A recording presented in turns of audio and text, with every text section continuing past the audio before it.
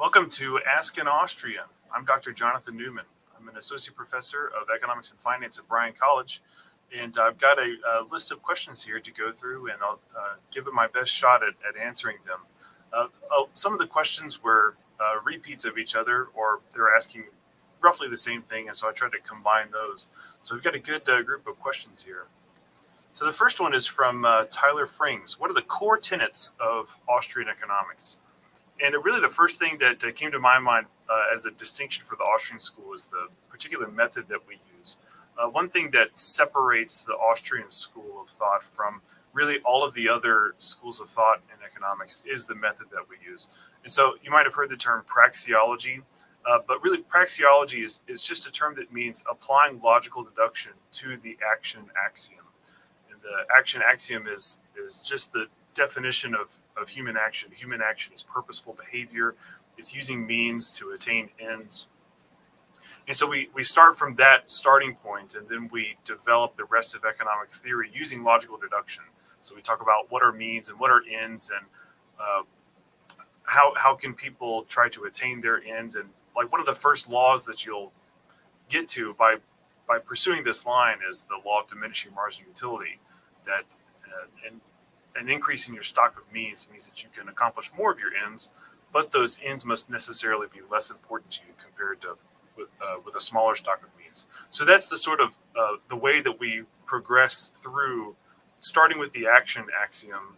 That's the way we progress through all of the different laws of economics, with just a few very safe assumptions thrown in along the way.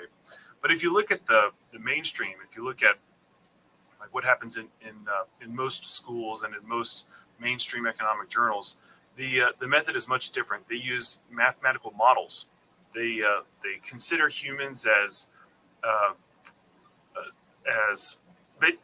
basically we make choices by figuring out an optimal level of utility that we can achieve by consuming a certain bundle of goods, and it's all quantitative. So you achieve that bundle of goods by finding the tangency point between your indifference curve and the budget set. And so there's a huge difference in the way Austrians and the mainstream treat consumers, and really all throughout the rest of the science, there's a huge difference. And the main reason for that is the difference in method. So that's one of the core tenets, I would say, is our distinctive method. But another one is our value and price theory. So I was just talking about the way we make choices. From the Austrian point of view, value is subjective and it's ordinal, meaning it's not cardinal. And that leads us to a very, since that's a true way of talking about the way people value things, that leads us to a very rich understanding of the way prices form, and also the meaning inside of prices, which is sort of that's the building block or the starting point for Mises to talk about the critique of socialism that he had. So since we realize that prices are meaningful, that they convey, they reflect the opportunity costs elsewhere in the economy, then we have this brilliant critique of socialism, which I would consider another distinction of the Austrian school. And another like really critical one is the business cycle theory that you'll see.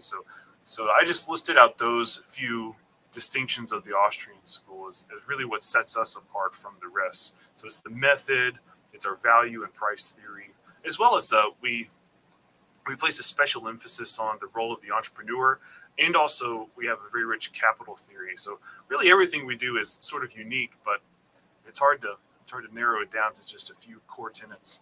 And then finally, the policy conclusions, that even though policy prescriptions are technically outside the boundaries of pure value-free economic science, like if you assume that people want human flourishing, then the policy conclusions that you come to in Austrian economics is typically very, very radically free market. And there's this brilliant critique of socialism from Mises, and also the critique of central banking and fractional reserve banking with business cycle theory.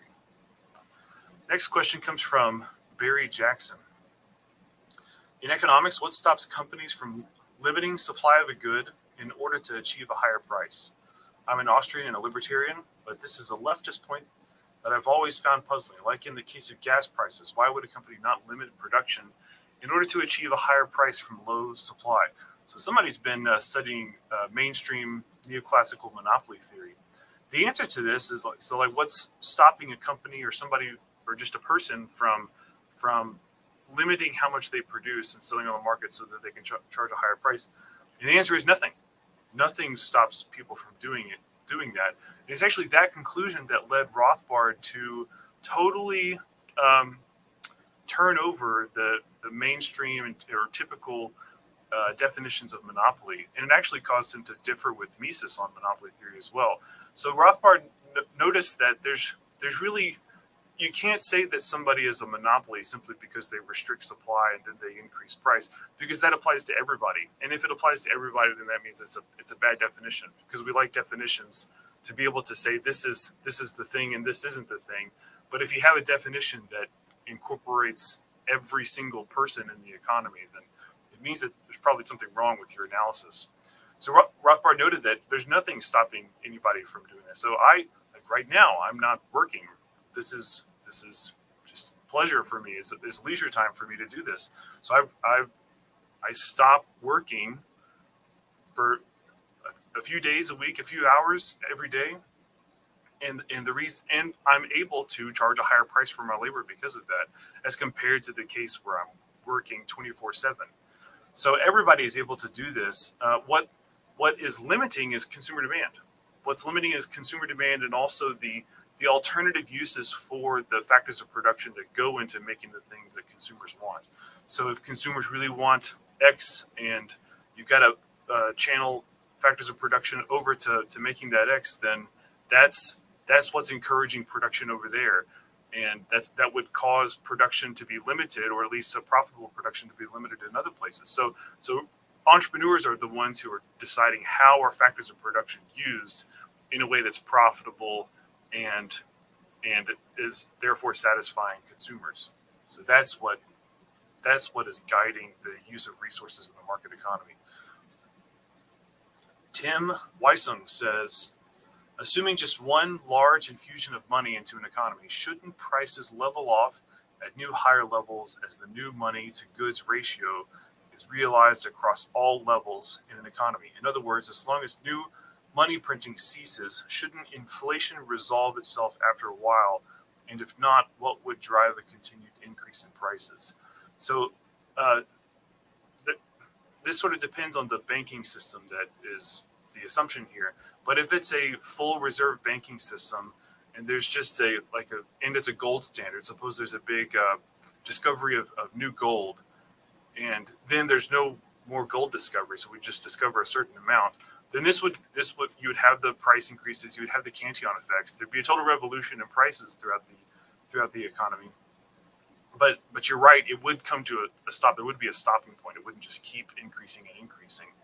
Now, if you are changing the banking system's reserve ratio, if you're allowing them to multiply loans, then that can cause there to be further increases in the money supply and therefore continued increases in prices.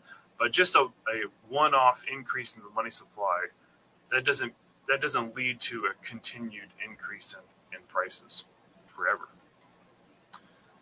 Next question. Dylan Shepard says, I just wanted to ask a question clarifying the discussion between free bankers, the more traditional Rothbardian view, giving a general overview of the arguments made by both sides. What text can we use to look into the discussion between the two groups and how it relates to Austrian business cycle theory? Thanks. So I can offer a summary of the free banking side, the fractional reserve free banking side, but I'm biased here. I'm definitely on the Rothbardian side of this debate. But the fractional reserve free banking people like George Selgin and Larry White, they would say that banks are like other firms in the economy, that they can respond to the profit and loss mechanism just like other banks, including they can respond to risk as well. And so they can respond to a change in the demand for money by increasing the amounts of fiduciary media. They can increase the amount of loans, they can create credit, and this is a response to consumer demand for more money. So they see banks as responding to consumer demand in both directions.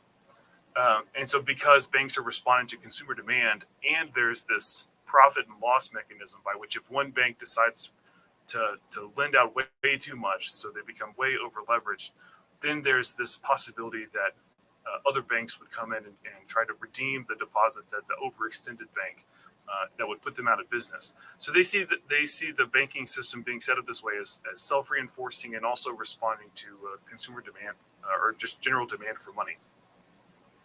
On the Rothbardian side, they would say that it's not just a change in demand for money or mismatch between the demand for money and how much money there is that causes a business cycle. It's a change in the availability and the amount of loans, the amount of credit, and if that's different from the social rate of time preference. So if we expand credit beyond what people have actually saved, then that triggers the expansion of investment in longer term production processes and encourages overconsumption as well. And the malinvestment, like I mentioned, with the capital goods industries, and so you get the boom and the bust. So it's not, for the Rothbardians, it's not based on it's not just banks responding or being able to respond to consumer demand for money. It's based on a mismatch between time preference and the availability of credit. You asked for what text you can look into. So there's the Theory of Free Banking by George Selgin. That's his. I think that was one of his first books where he sort of explicated that free banking idea. There's the Theory of Monetary Institutions by Larry White. And then on the Rothbardian side, there's The Mystery of Banking by Rothbard. And even though it was written way before Rothbard, the Theory of Money and Credit by Mises actually talks through an increase in fiduciary media, an increase in credit through the banking system that triggers the business cycles. So Mises would definitely be on the Rothbard side of this debate. And then more recently, there's Robert Murphy has Modern Money Mechanics, where he talks through this debate. And then if you're interested in looking in some academic journals, there's a back and forth that sort of started with fractional reserve, free banking, some quibbles by Vegas and Howden. At least I think that was the first one in the back and forth.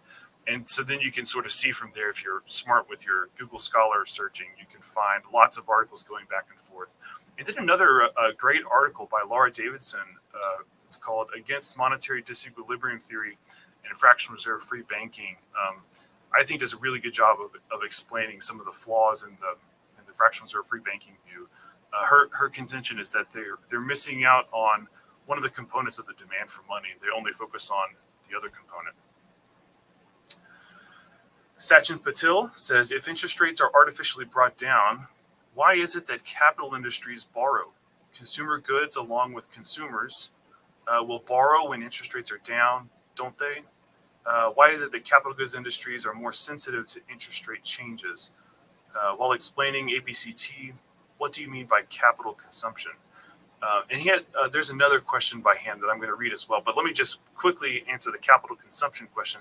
Capital consumption simply means that you're eating into your capital stock. So you have a certain amount of saved resources that's used for production, the tools, equipment, the factories, all the machines, everything that we use in production except for land and labor. So that's all of our capital goods, and they require maintenance, and they require being replaced when they break down. And so capital consumption simply means that we're not dedicating resources to that replacement and maintenance level of our capital goods. So if we eat into that, then we call it capital consumption. The opposite of capital consumption would be capital accumulation. And that means from one period to the next, you have additional capital goods and additional productivity. But let me read your next question. Same person. I have a query related to ABCT. As per ABCT, artificially lowering of interest rates leads to malinvestment in capital industries, but there will also be investment in consumer industries, as well as consumers taking loans for their consumption, as lowering of interest rates will encourage them as well. Let me stop right there and just respond to that part. So it's not just that a decrease in interest rates encourages more consumer borrowing. There's also just a plain old income effect, where if if we're increasing the supply of money and it's being spent out in the economy, then wages and incomes are increasing. So that income increase can also turn into, or does turn into, an increase in consumer spending. So it's not just the new availability of consumer loans. It's all, you would also have that even if all of the brand new money was just going to producers, because there would be an increase in incomes that would be spent on consumer goods. So also ABCT says that some long-term investment won't be completed because of a lack of resources, as there's a genuine lack of savings. But I like this part. But it doesn't happen that one fine morning we wake up and say, gosh, there's no resources to complete my project, so I have to abandon them.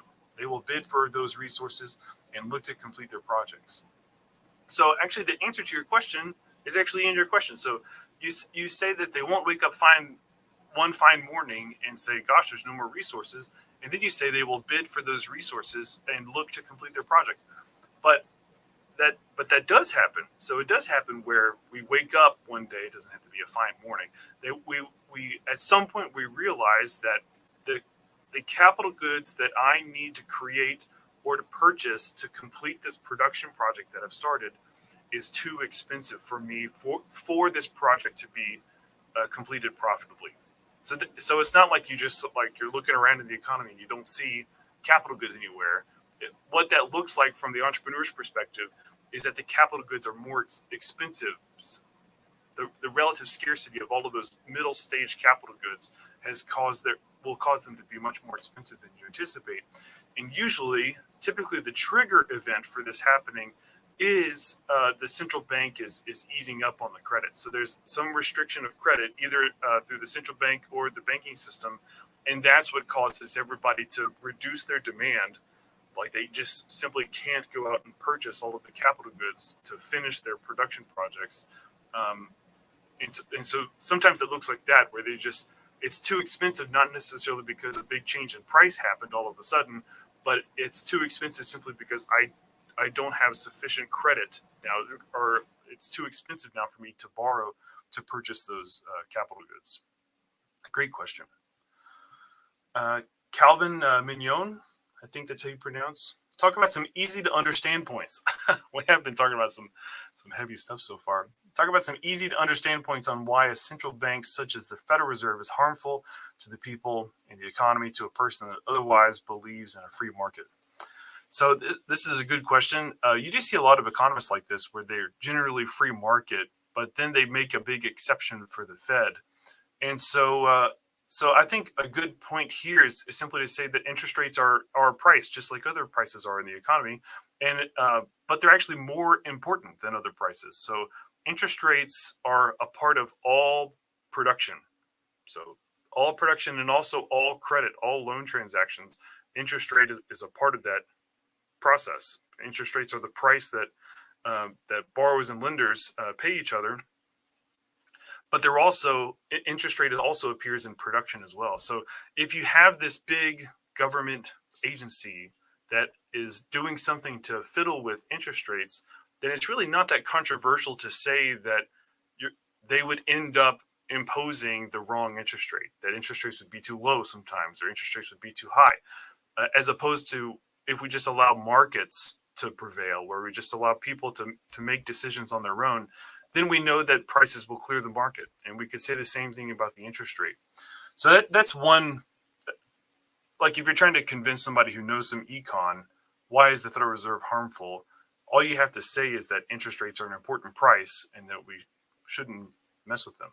But there's also all of the Cantillon effects in the business cycle. So the Cantillon effects refer to the unevenness in increases in the money supply. So if we increase the money supply, it doesn't go out broadly to everybody at the same time. It comes into the economy at a particular point, which means that some people get to bid up prices first. Their incomes increase first, and they buy stuff. And then there's a second set of receivers, and I'm going out this way because it's like a ripple effect. There's a second set of people who receive money from the first set of people, and so now they're able to bid up the prices of the goods and services that they want. And so the money sort of sequences out that way. And the result is a total change, a total upheaval in incomes and wealth and prices, relative prices as well, throughout the economy. So it totally changes everything about the economy in a way that favors some and punishes others. So if you're at the end of that chain, if you're the last one to have your income increase, but you have to pay all of these high prices first because everybody else is joining the party with higher incomes and they can buy more stuff, and you're last, that means you have to pay all those high prices before your income increases. So you have permanent, Mises talked about this a lot. You have permanent effects on income and wealth as a result of the money supply increasing. And then, like I've already briefly talked about, you have the business cycle. So if the central bank is increasing the money supply and money's coming in through credit channels, if it's coming through financial intermediaries, then there's an effect on interest rates. There's an effect on the total supply of credit. You have artificial credit that is bidding up prices in capital goods industries, causing entrepreneurs to not have the right information about how long the production project should be. So they start these longer term projects when really we only have the savings for the shorter term projects, and also consumers over consume. So really just all around. So the question was, why is the Federal Reserve or why is central banking harmful? There you go. There's a bunch of reasons why. I don't know. Maybe it would be beneficial for me to talk about the other side. So what do proponents of central banking say? Like why do we have central banking if it seems so obvious that it has all of these harmful effects? I know this wasn't the question, but I just sort of feel obligated to say it for the sake of fairness.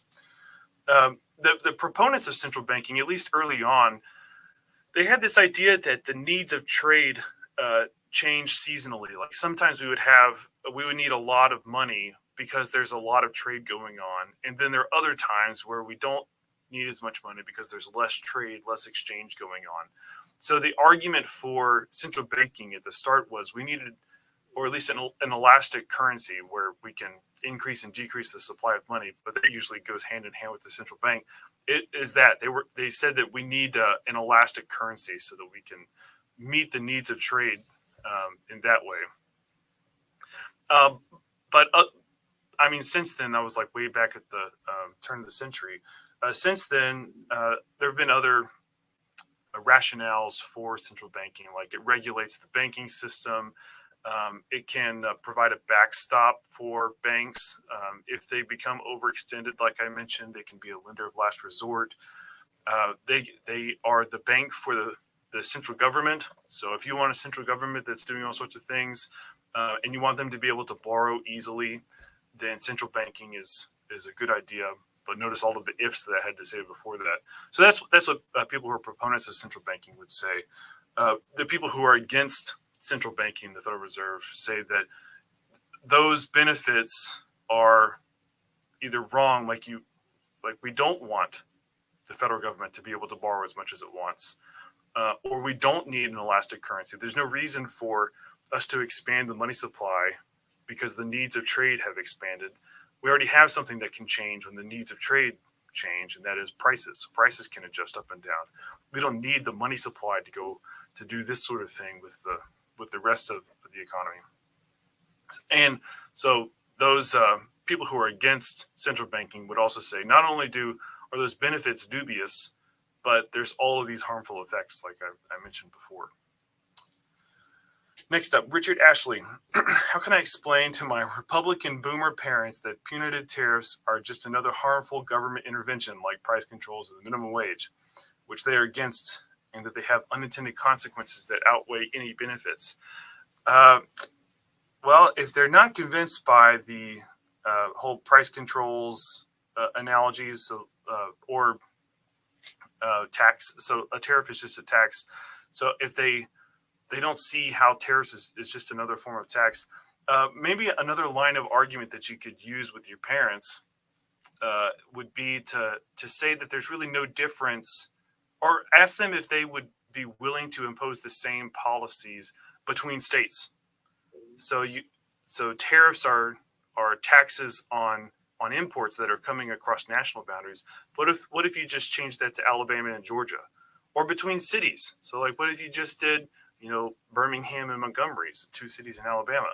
So if you see how taxes and trade barriers between cities or just over state lines would be harmful, then there's really nothing about changing that boundary to a national boundary that changes the analysis. I don't know. That might work for you. Just in general, though, since we're talking about parents, I don't know. Is it worthwhile to argue with your parents about these sorts of things? I don't know. Maybe you should just just have fun and talk about different things with your parents instead of arguing about tariffs and price controls. Okay, Jeremy Aguilar says, is there a recommended list of books for a decent understanding of Austrian economics? Now, this question showed up a lot, and or this type of question, just recommended reading. And I love giving recommended reading. And the first three books that came to mind for a decent understanding of Austrian economics, I'm thinking of somebody who really just has no idea what economics is in general, much less so what Austrian economics is. I think the first book to read, and this was the first book that I read in Austrian economics, is Economics in One Lesson by Henry Hazlitt. It's just a great starting point because the one lesson is when you're doing economic analysis, you have to take into account all affected parties, and you have to consider the long run consequences as well as the short run consequences. So you can't just look at the short run, and you can't just look at the effects of a policy or event on one particular person. And so he takes that one lesson. Sorry to spoil the fun for you. He takes that one lesson and he applies it to a bunch of different cases. So he talks about tariffs, and he talks about credit and central banking and price controls and machinery causing unemployment, all these sorts of things. So it's a great little book that applies the same lesson over and over again. So it's a really good way to start your reading in economics. And then there's a book by Robert Murphy called Choice, where he has sort of distilled Human Action by Ludwig von Mises. Human Action is a big, thick book. I think I've got it right here. So it's a pretty thick book. And it's got lots of big words and lots of philosophical questions in there. And so Robert Murphy has distilled that into a smaller book that's more digestible. And then another book that I wrote down here, this was, I think, the second book that I read in Austrian economics, was Meltdown by Tom Woods. And the reason this is great is because you see how an Austrian economist explains the great financial crisis. So we had this big financial crisis in 2008. Where did it come from? How do we explain it? And it's just a great little bit of economic history. And I really do think it was the second Austrian economics book that I read. And I'm glad it was, because it was my introduction to Austrian business cycle theory. And you just pick up on a lot of the other vocab in that process. And it's very, very easy to read as well. Tom Woods is a great author. Okay, here's a question by Robert Crawford. This one's a little bit long. Let's see if I can boil it down. I'm a novice Austrian, but the Mises-style Austrian economics, as well as I can understand, makes perfect sense to me. Hey, me too. I'm more into history when it comes to reading, and I don't read much on economics. However, do you think, let me skip to the question. If you had, per se, a random country that wanted to try the gold standard as a government-sanctioned monetary system or gold banking system, whether it was government-sanctioned or not, and the people or government in that country had very little gold, how could you make that work? So he's got other questions here, but let me stop right there. So suppose we have a country with very little gold, but they want a gold standard. How could they make that work? And it's actually a very interesting conclusion in monetary theory, and Rothbard talked about this in A Mystery of Banking as well as other works. He said that the supply of money doesn't matter. Any quantity of money in the economy is enough to be the money supply. And so what that means is nominal prices can just be whatever they need to be for that money supply, however small and however big it is, to be the money supply. So there is no one optimal quantity of money. The optimal quantity of money is just whatever it is at that moment. And then prices can adjust, or prices can be whatever they need to be to facilitate trade between persons in that economy. So if you have very, very, very little gold, then you can have prices that accommodate a small money supply. And if you comment, if you will, how one country on a gold standard against a world that had fiat currency could facilitate trade. So so suppose the rest of the world is fiat currency, and then there's this one country with gold. We've actually had this. So over the course of the 20th century, different countries around the world started abandoning the gold standard, which means that we had an exchange rate system in which some countries were still using gold and other countries had started using a fiat money. So you just trade the monies. It seems to me the country with the gold standard would trade all of its gold away. Now that's not necessarily true, and the reason why is because the exchange rate is going to be based on people's demand for goods within that country and the demand for gold, and also the demand for goods in other countries and the demand for that currency. So like I said before, prices can adjust. It's not like once you stick to a certain exchange rate between gold and the fiat currency that you have to stick to that price. And if that were the case, then yeah, it's certainly possible that all the gold would leave the country. But if prices can fluctuate, then that definitely wouldn't be the case. Okay, hope that was beneficial talking through that. Adam Cogshell, is it possible to make a return to the gold standard in our current economy? Does the U.S. have enough gold to back all current U.S. dollar in circulation? So the first question is more of like a political. Well, I don't know. Is it possible? Yes, it's possible to return to a gold standard. That is feasible. Now how difficult it would be to convince enough people to make that happen, I don't know. But yeah, it's certain. I mean, we used to have a gold standard. We went off it, and that's not one of those irreversible things. We can certainly go back to a gold standard. I don't think that's likely, at least in my lifetime. I don't know. We'll see. But the second question, does the U.S. have enough gold to back all current U.S. dollar in circulation? And the answer to this question is the same as my answer to the previous person's question. And the answer is yes. So do we have enough gold in the United States right now to go back to a gold standard? And the answer is yes, because we could have any supply of gold, and that could be a basis for a gold standard. We could have a lot of gold. We could have a little bit of gold, and it would still be okay. And the reason why, like I said before, is because prices can adjust. Prices can be whatever they need to be in order for any amount of money in the economy to work. Patrick Douglas writes, is there a derivation for the existence of time preference, or is it considered a priori? I think that the time preference is true, and we know that prior to experience. I'm not really sure if that's where you're going with that question. So yeah, it is a priori for us to know that the law of time preference. And the best way that I've found to explain it is based on Mises's concept of removing felt uneasiness. So all action is aimed at removing felt uneasiness. So the reason we make choices, the reason we act, the reason we start to employ means to attain ends is because we're, at least to some extent, dissatisfied with the current state of affairs or with the state of affairs that would persist if we didn't act. So we only act because we think the desired state of affairs is achievable and better than what we have now. So that dissatisfaction with the present is what always motivates action. So the way we get from that statement to time preferences, if you just think about, if you delay action or if you prolong action, I think is a better way to say it. If you act in a certain way where you're extending the amount of time to get to the end, to get to the desired state of affairs, it means it's a longer period of time where you are feeling that uneasiness, that dissatisfaction. That's a bunch of moments in time where you are dissatisfied with the current state of affairs. So the shorter you can make that, the less dissatisfaction you have.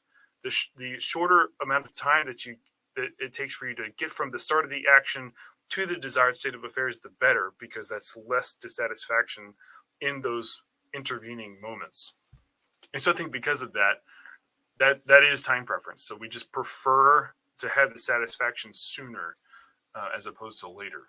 So I don't think you have to do any sort of empirical work to figure that. Like, you don't have to run an experiment to figure that out. Notice that that's just based on the definition of an action and what motivates it. So Mises said it's to remove felt uneasiness, or we just have this perennial, this constant state of dissatisfaction with the present, and that's what motivates our action. So that's prior to any sort of experiment or observation that we would make. Connor Nepo says, some socialists and communists feel they have an answer to the knowledge problem. I'd like to see it. They are taken to believing that high-powered computers running sophisticated algorithms on an autonomous basis can perform the role of central planning. Barring the limits on technology, though it is an obviously substantial limitation, what would be the modern Austrian critique of such an idea, considering von Mises and Hayek could not conceive of such technology? So, a great question, by the way. So Mises's critique of socialism goes like this. If we abolish the private ownership of the means of production, which all flavors of socialism do the same thing, the private ownership of the means of production is abolished. It means that we can't have exchange for those means of production. And if we don't have exchange, it means that we can't have prices. And without prices, we can't calculate costs and revenues and profit. And if we can't calculate profit, then there's nothing that's guiding production to be economizing. Economizing means to attain the highest valued ends and forego the lowest ranking ends. So we would just have chaos in production without profit guiding entrepreneurs, and that necessary, like, it's like a compass or a guidepost for entrepreneurs to seek profit. And what it's important to realize that it's not just profit for profit's sake, but what does profit indicate? It means that you've taken low valued factors of production and you've converted it into high valued consumer goods. So people were willing to pay a low price for the factors of production, but consumers are willing to pay a high price, relatively speaking, doing that comparison, for your output, which means that you've economized. You've taken low valued stuff and turned it into high valued stuff. So it's not just profit for profit's sake. It's what's important is what profit means. And what profit means is that we're economizing our use of resources, which is great. Okay, so the reason why this critique is great is because it overcomes the incentive problem. So the most common critique of socialism is the who will take out the trash critique. So, like, if we're all getting paid the same, then who's going to be the garbage man? Who's going to study up and be the brain surgeon with the high risk job and it takes many years of schooling to do that? Who's going to do the dirty jobs? Who's going to clean out the septic tanks and all that sort of stuff? If we're all getting paid the same, then I'd like to be a food critic. I'd like to be a movie critic. That'll be my job if we had socialism. So that's a very common critique of socialism. But the socialist response to that is, well, we'll have a new socialist demand. So after we impose socialism, after socialism is implemented, human nature itself will change. Well, so it's very utopian in that sense. So once we implement socialism, people's incentives will change such that they will do the right thing for their community. They will care about their comrade. They would be glad to take out the trash. They would be glad to clean out septic tanks. They'd be glad to do all these things that nobody else wants to do because they're helping their fellow man. So Mises's critique is very special because it grants the socialists that argument. It says, okay, fine, have your new socialist man. We'll grant you that human nature itself will change once socialism is implemented.